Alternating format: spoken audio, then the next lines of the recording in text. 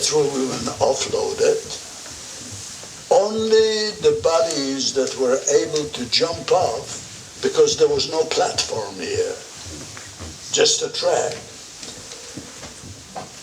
Then we would march pretty close to where the train stopped, and they line us up 5 abreast, regardless what your denomination is. Well, maybe what a woman, a children, a man, and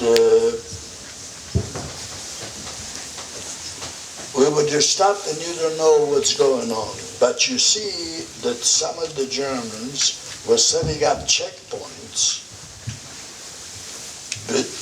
before we even started to the gate.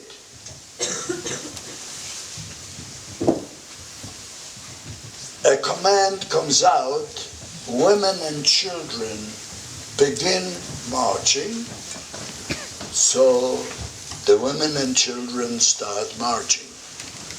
My mom, my little brother are in a 5 before us, and I'm right next to my father, right behind, because we tried to keep ourselves after we were jumped off as a group of all together. Some of my aunts, my uncles, and I can't give you the names, I can't give you who they were, because a 13-year-old, even a 14-year-old, doesn't know all the relatives that he has if he lives in peace and in a free society. I step away from my father right after my mom and my little brother, and those were the closest ones to me, and my dad grabs my hand and says, "Stay with me." And I stay with him. And as the procession begins, and we make maybe 3 or 4, I can't remember how many steps, a German says, "Come on." So he comes out, but he has my hand holding there, so I automatically go with him.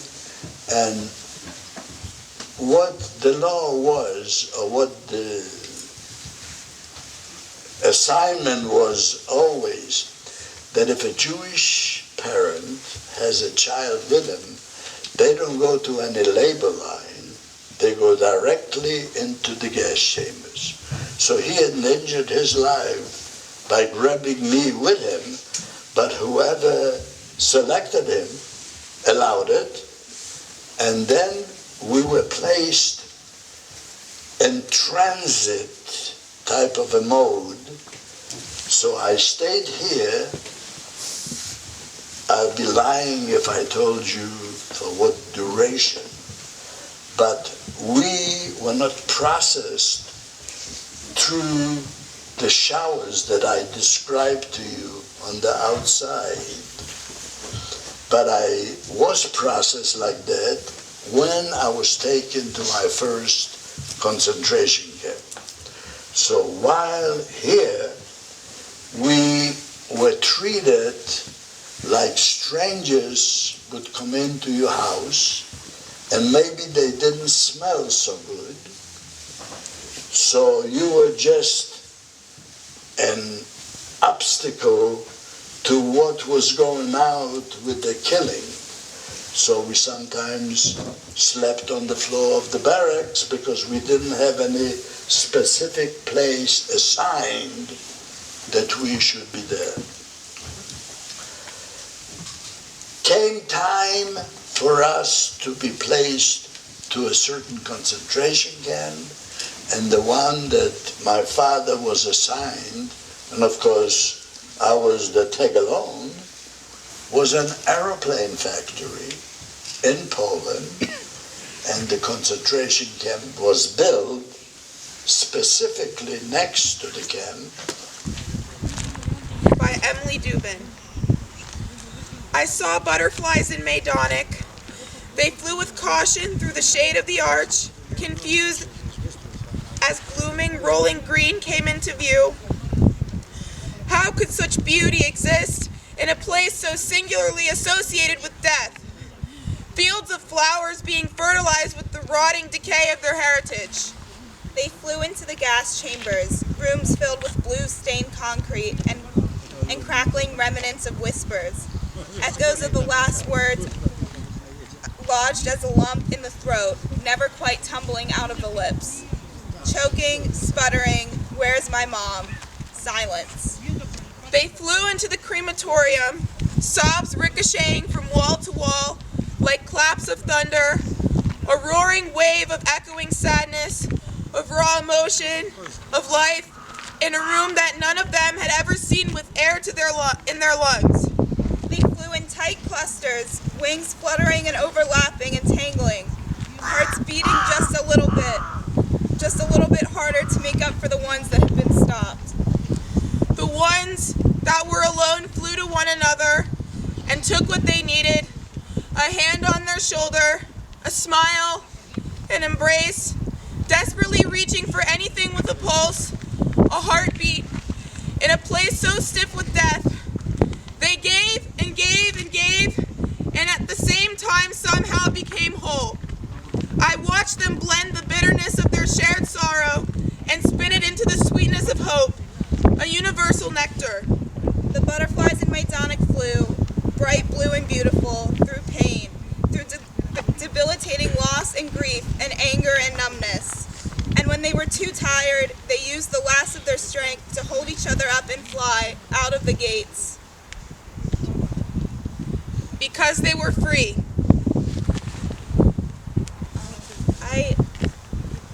I don't really know how to feel. I feel kind of paralyzed. I feel like I can't walk. I feel like I'm gasping for breath.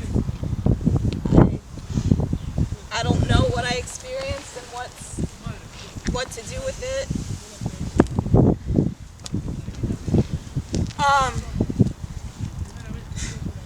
I can't feel my legs, I can't feel my hands. I can't hear anything else but the sound of my heart beating. I literally cannot. I can't think right now, my mind is blank. I think everything was really hard, but I think what struck me the most was seeing the pile of ashes, thousands and thousands and thousands of people and their bones, like they were nothing. Families, children, sisters, brothers, mothers, fathers. I can't fathom the experience. And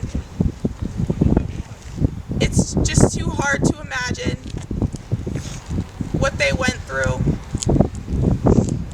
From that building to right there.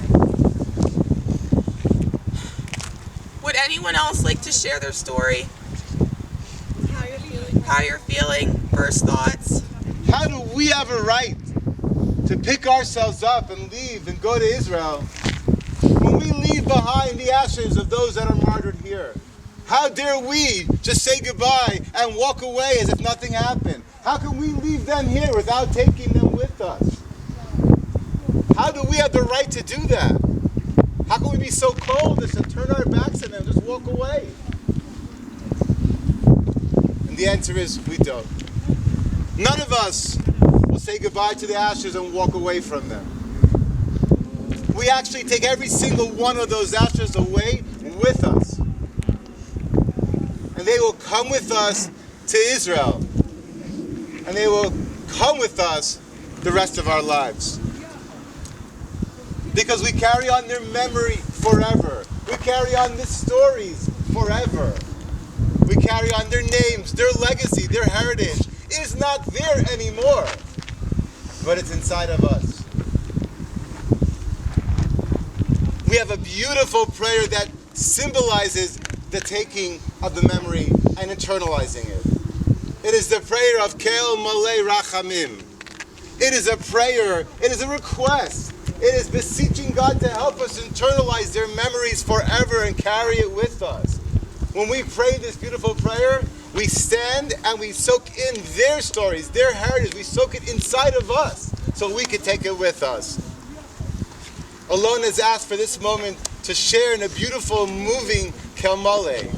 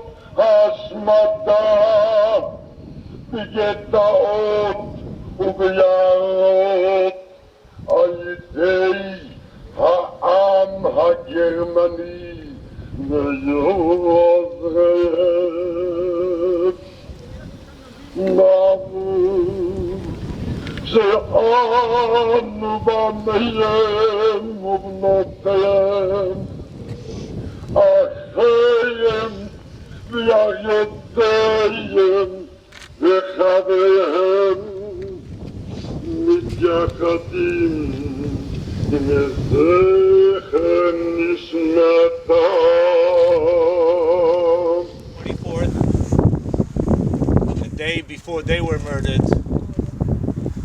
they managed to escape.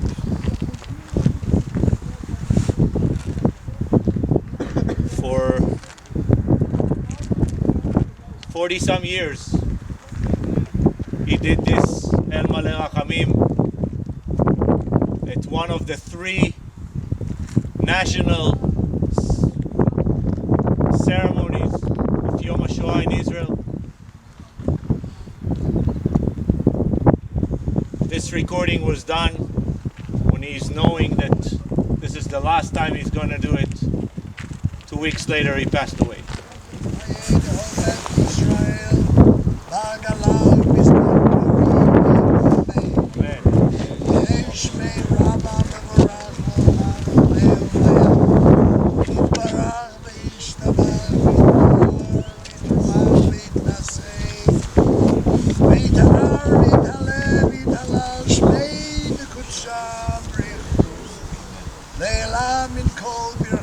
ושירתה, תושבחתה ונהמתה, דמירן בעלמה וימרומי.